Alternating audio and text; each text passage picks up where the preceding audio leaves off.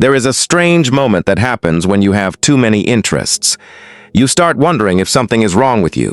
One week, you are fascinated by psychology. Then you want to learn filmmaking. A few days later, you're thinking about business, technology, writing, fitness, music, design, or something completely different. You begin 10 projects, become genuinely excited about 5 of them, and then feel guilty because you didn't finish all 10. Meanwhile, someone else seems to have one obsession. They picked a career at 22, stayed on one path, became extremely good at it, and now their life looks organized. And you start thinking, maybe I just lack discipline. But there is another possibility. Maybe your problem isn't that you are interested in too many things. Maybe you were never psychologically designed to build your future around only one narrow identity. This is where the idea of an M-shaped future becomes interesting. The term describes a person who develops deep competence in multiple areas rather than building one enormous specialization. Imagine several vertical lines connected by a horizontal layer of knowledge. Instead of being the person who knows almost everything about one tiny field, you become someone who can go deep in several fields and, more importantly, connect them.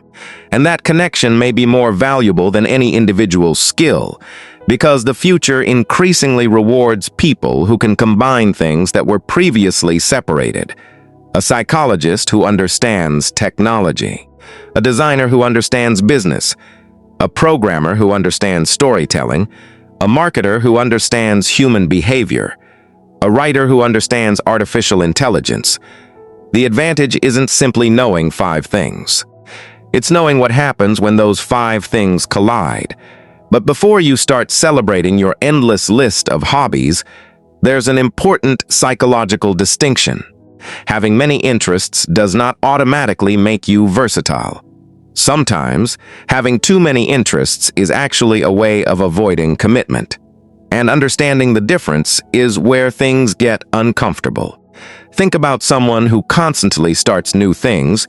They learn guitar for 3 weeks, become obsessed with photography, buy a camera, start learning coding, then suddenly decide they want to start a business. From the outside, this looks like curiosity, but internally, something else might be happening. Novelty gives the brain an immediate psychological reward. A new subject creates possibility. You haven't failed yet. You haven't reached the difficult middle. Everything still feels exciting. The moment the activity becomes repetitive, frustrating, or technically difficult, the excitement disappears. So they move to something new. That's not necessarily multidimensional intelligence. It can simply be novelty seeking. And this is why people with many interests often struggle with an identity crisis. They don't know whether they're explorers or avoiders. They don't know whether their curiosity is a strength or an excuse. The answer usually appears when something becomes difficult. If you can remain interested after the initial excitement disappears, you're probably dealing with genuine curiosity. If you only love something while you're discovering it, but abandon it whenever mastery requires patience, your problem may not be having too many interests. Your problem may be intolerance for the uncomfortable stage between curiosity and competence. That stage is where most people disappear. Because being a beginner feels exciting. Being intermediate feels embarrassing. You know enough to realize how much you don't know, but not enough to feel genuinely capable. Psychologically, this can create a powerful temptation to start over somewhere else. You become a beginner again, and suddenly you're good at learning. You just never stay long enough to become good at anything. But people who are genuinely built for an M-shaped future operate differently. They don't necessarily eliminate their interests. They organize them. That's the crucial difference. Imagine someone who loves psychology, writing, technology, and video production. At first, those interests look unrelated, but eventually, they may discover something hidden inside the combination. Psychology helps them understand people. Writing helps them communicate ideas. Technology helps them build. Video helps them distribute what they create. Individually, each skill is useful. Together, they create an unusual capability. This is where cognitive flexibility becomes important. Cognitive flexibility is the ability to shift perspectives, adapt your thinking, and connect information across different contexts. A highly specialized person may look at a problem through one powerful lens. A person with broader intellectual experience can sometimes look at the same problem through several lenses. Neither approach is automatically superior, but when problems become unpredictable, the ability to switch perspectives can become incredibly valuable. And that may explain something you've experienced yourself. You might sit in a conversation where everyone is discussing one subject, and suddenly you see a connection to something completely unrelated. You connect an idea from psychology to business, a lesson from relationships to leadership, something you learned from history to modern technology. Other people may not immediately see the connection. To you, it feels obvious. That's because your mind has accumulated different mental models. You're not simply collecting hobbies, you're building a network. And networks become powerful when distant ideas begin communicating with each other. But there is a danger here too. People with many interests can become addicted to potential. Potential feels amazing because it contains every possible version of your future. You can imagine becoming a writer, entrepreneur, filmmaker, researcher, designer, investor, musician, or creator. In your imagination, none of those identities have failed. They are all still available. But eventually, life forces you to choose where to invest your time. And choosing feels painful because choosing means closing some doors. This is partly why some highly curious people procrastinate.